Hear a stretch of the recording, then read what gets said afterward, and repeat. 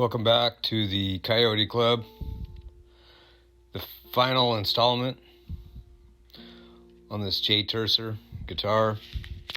We've modded the hell out of it. And here we are, the final setup.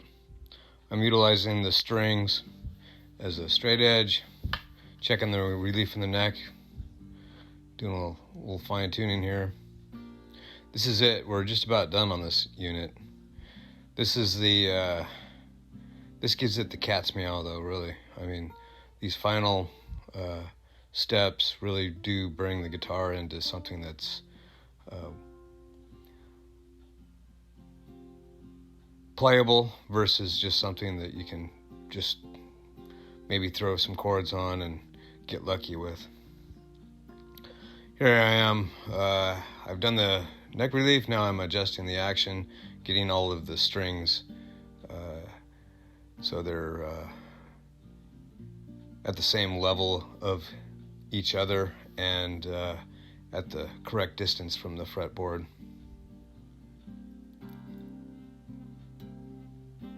A lot of tuning when you do this, especially with floating bridges. It seems like pretty much any time you do any adjustment, you go back to tuning. You make adjustment, you go back to tuning. And you just keep doing that over and over and over again until you're dialed in to a point where it works. And we're really close on this one.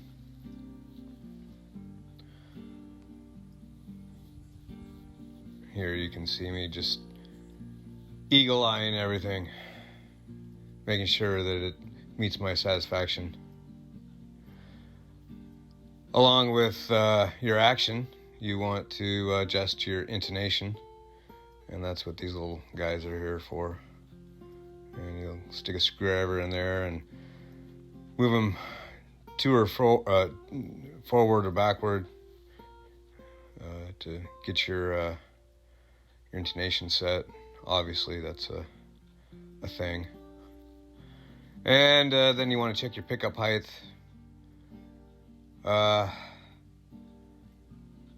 At this point, let's see, this is, for floating bridges, it's a machine. It really is a machine. There's moving parts, and the strings are part of that moving part. And so what I do is I take a pencil, and I dip it in 3-in-1 oil, and put that wherever the strings move. And that's at the bridge and the nut. And what happens is you dip that 3-in-1 in the graphite of the pencil, and the graphite actually liquefies. So you get oil and graphite in your areas of movement. And then your tremolo actually, you don't need a locking nut if you do everything correct. And I set my guitars up to where you can use the tremolo severely and you stay in tune. But there are guidelines, but this is how I do it, and that's using 3-in-1 oil with a pencil. Those two items, they really do dial it in. And we're done with this. We are no longer doing any more work to this, except for basic maintenance down the path of its life. I'm very happy with this build. This turned out good. This was a good one. Yeah, what more can I say? Sorry I haven't put this video out sooner. I've been very busy. Summertime's here, and with summertime comes projects. I've got my honey-do list. The wifey wants her hot tub hooked up. And so I've been working heavily on this. It was something that has taken a lot. There's been a lot of process in this. We're building a shed around it so we can use it during the winter. And then with the, interesting enough, wood has gone through the roof for pricing. So that's another story. I won't get into it. But that's what I've been doing. And then also my water heater went out. I had to replace that unit. This one was quite old. It was done.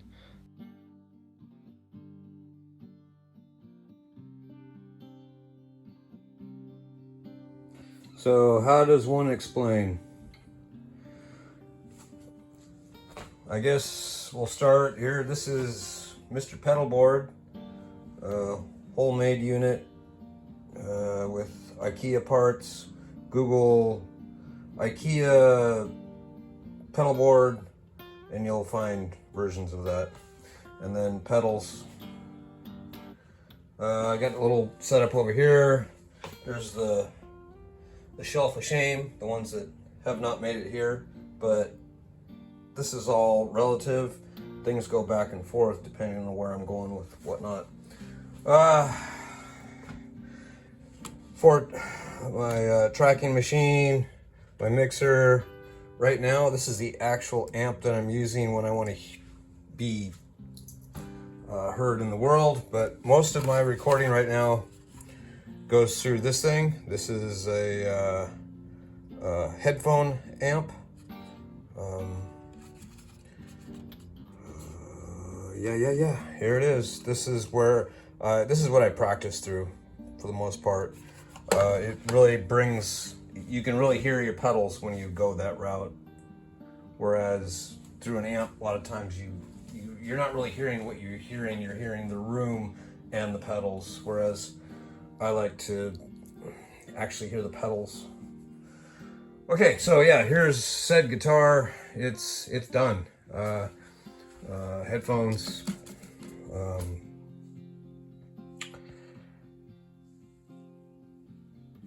My amps. When I do want to get loud, I've got a little PV Classic 20. And then this old unit for my bass. This one right here, it's an old natural, very kind of rare. There's not a lot of these out there on the interwebs. If you'd like to Google on that, have some fun, because there's not a lot there. This one needs some work, like most of my stuff. This will be a project at some point. We're gonna redo this one, make it so it functions correctly. Right now, I think the biggest problem is the fuse holder. It's all jacked around. There's a piece of actual tin foil in there from the previous owner. Anyway, so it needs a new fuse holder set up. Easy fix. And then it's got some cosmetic issues that we're gonna fix. And then, let's see, over in storage, I've got an old Carvin. That's a good amp, but for what let's see, for my purposes, at this point, I don't use it. Yeah. Because I'm not really doing much. I'm actually more concentrating on building guitars, doing what I do with these. The actual audio version of it, I'm not set up. I just don't do it. Maybe in the future, but for now, this is my little circle. You'll have to excuse my guitar playing. This morning I was doing some wiring on my hot tub, and my hand slipped, and I tore off a bunch of skin on my thumb, so I'm kind of, I can play a little bit, but I'm not at 100%. I got an owie. All right, let's do a quick run through on what's going on here in the pedal board. Start off through a tuner, Boss chromatic tuner, the TU3. Does what it's supposed to do. Good stuff. Nice to be in tune. Then we go into our overdrive. Right now I'm using a KLine Pure Sky. I've had this for a couple months. I've really enjoyed its sound. It actually replaced my Boss Super Overdrive SD1, which I've used for years. But now I'm kind of liking this sound, so I'm kind of using it in place of the SD1.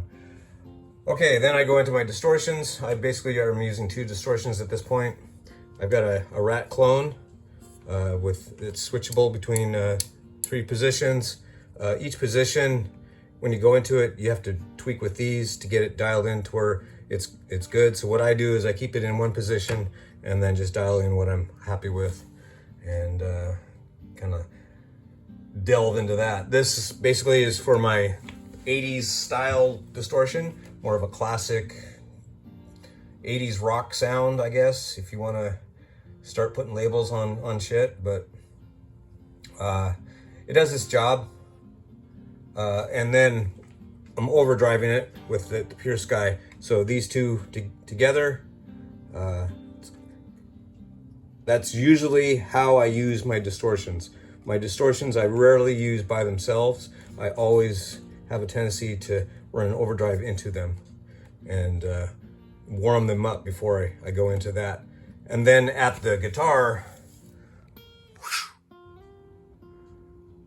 my volume is down pretty far. So I don't really have a hot signal. What I'm getting is just a warm signal that's still very acoustic. And I'll give you an example of that later. And then we've also got the big muff. This is the Russian version. This is my go-to for big muffs. I've had a few, and this one, it has a little bit more, it's a little darker, and that's what I'm into at this point. So this is where I'm going with the fuzz area. I've got other fuzzes, but at this point, this is the one that's on the board. And I'll switch in between these two. And like I said, this one right here is always pre-overdriven with the Pure Sky. Then once you go out of these, I go right into a volume pedal. This is an old Boss. Picked this up for 15 bucks at a thrift store, and it gets lots of use. I use this for swelling and just adjusting the volume after this circuit. So when I usually have it turned down on the guitar, but when I want a really hot signal and like I want to use like both of these at the same time, I'll bring down the volume with the volume pedal, and so I'm not well, basically, because a lot of times I'm using headphones, I'm not shattering my eardrums. Okay, so then once I'm out of the volume pedal, I go into my modulation. And right now, yet another KLine pedal. I'm not sponsored by KLine. They've just got a lot of affordable stuff right now. I mean, I'm even using a KLine power strip. This is a Lucky 7 modes of different modulation. We've got a detune, J chorus, which is basically a styled after the Roland jazz chorus, flanger, phaser, tremola, vibe, and U-vibe, univibe basically. This is pedals for the money. If you want to jump into some modulation, it gets you in the door. It's not perfect. Usually when I found and others have found that when you click me in between the different settings, some of them are at different levels than others. So maybe some of them are true bypass and some of them are not. I'm not positive, but there is a volume drop on some of these, which can be a little bit frustrating if you just have to work around that. And then I go into my delays. I've got a Electro-Harmonix memory toy. Had this for years. Good little unit for analog delay. It's got a nice little mod that gives you, it's like a little bit of chorus if you want to use the mod. that's usually my basic setting for this pedal. It's been this way for years. And it's funny because it has this little angle here, and that's where everything gets set. And that's the way it's used. Okay, so then after that, we go over to here, and we've got my newest pedal, which is the Behringer Vintage Delay VD400. This one is kind of an analog delay, kind of like that, but it's has a little different tone, a little different sound. I saw this on a video and had to have it. Dirt cheap, plastic case, but I like the sound. If you like it, go for it. This actually replaced my my DD7 digital delay.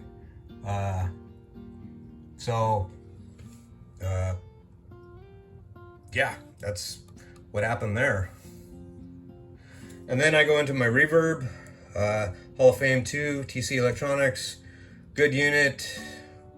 I'm only utilizing part of it. It's got a lot of technology that I'm not utilizing, whereas you can hook this up to a PC, load presets, tweak your own presets, and but I basically just have these, I'm just utilizing these settings here.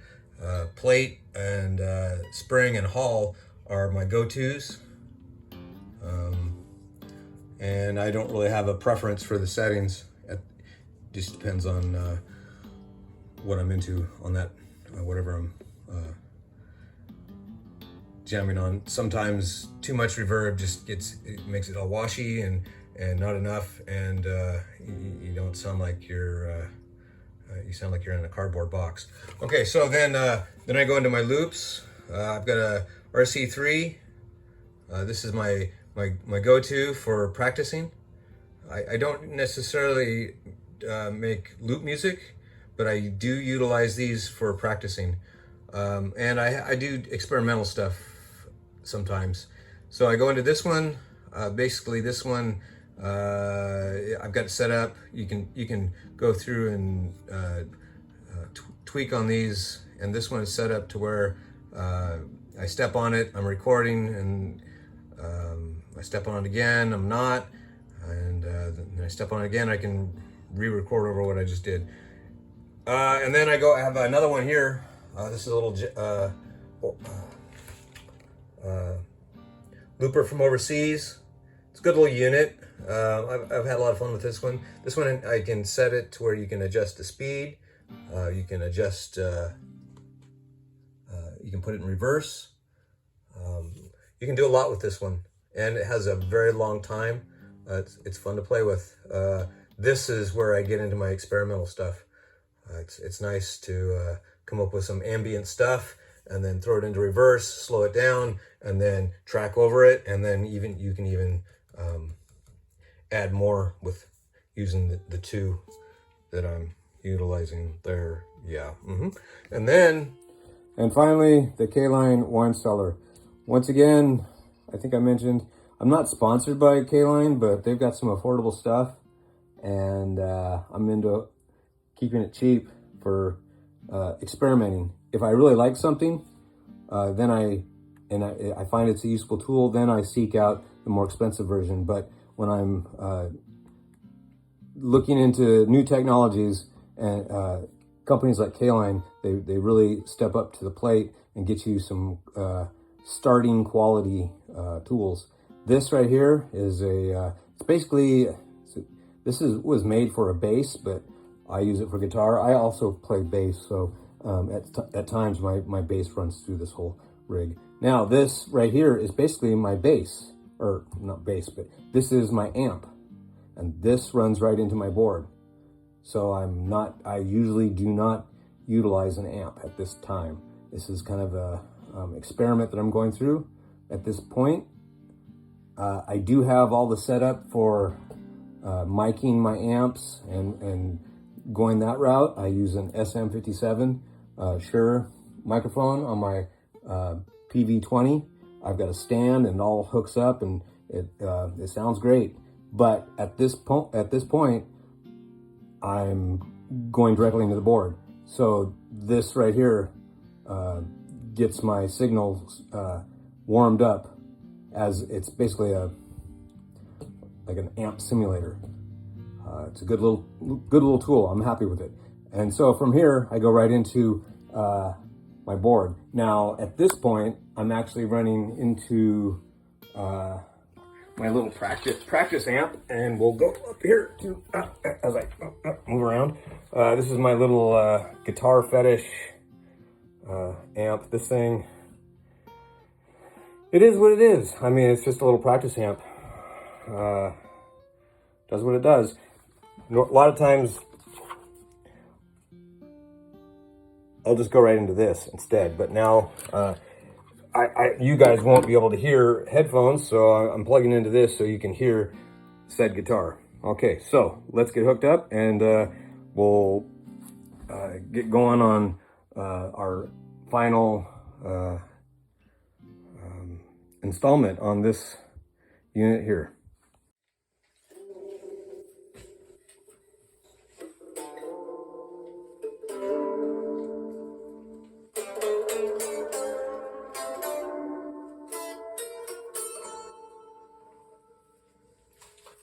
I'm working on a thing, I guess I would call them stops. And that's where everything just kind of comes to a stop. And anyway, this is what I've come up with on my first official stop, where I've actually given it thoughts, and it's something like,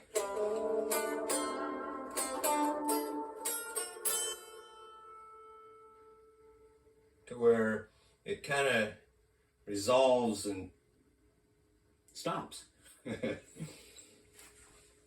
But it's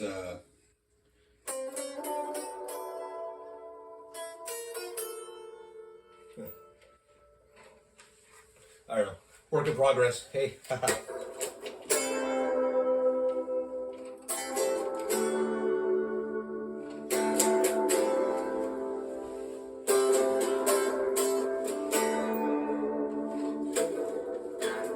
So yeah, right out of the boat here, we're using both delays. Let's see, got them simmered down, they're not too loud. Now they're both off.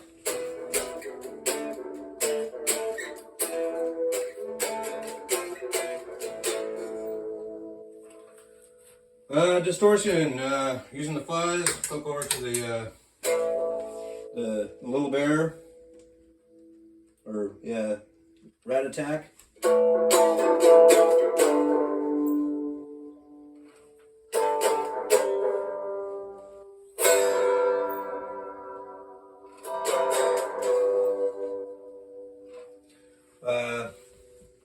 Volume is turned way down, and that's the way I play. Like I said, if I can take that volume down and bring this up, then I really get my crunch.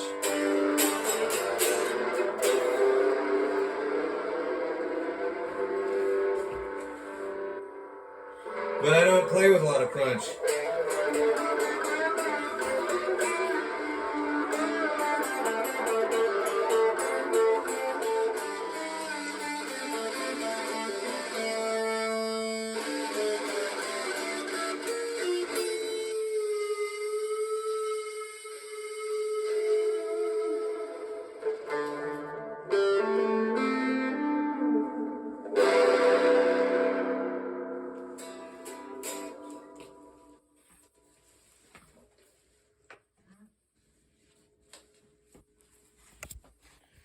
So anyway, there we go. There it is.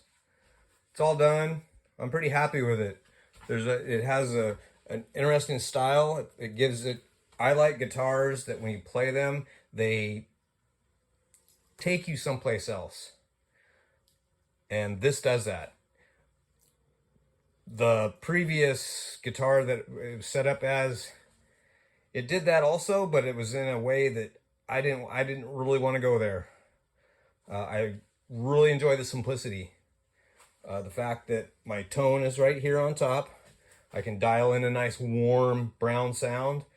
And And then my volume, I keep that normally right where it opens up.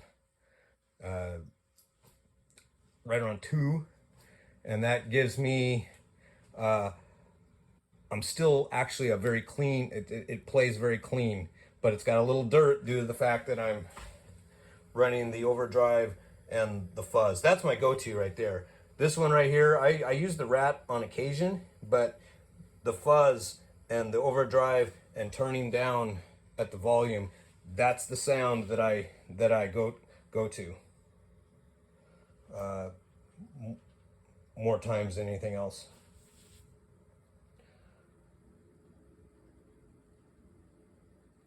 So, it's time to move on. We'll be jumping into other projects. I want to get back into my Squier Affinity.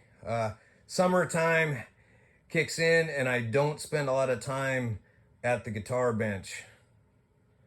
I'm outside doing stuff right now. I'm installing a hot tub and other outside stuff. That's how I fucked up my hand. Anyway, wear gloves. That's all I gotta do. Be safe out there. I'll catch you guys on the next one. Thanks.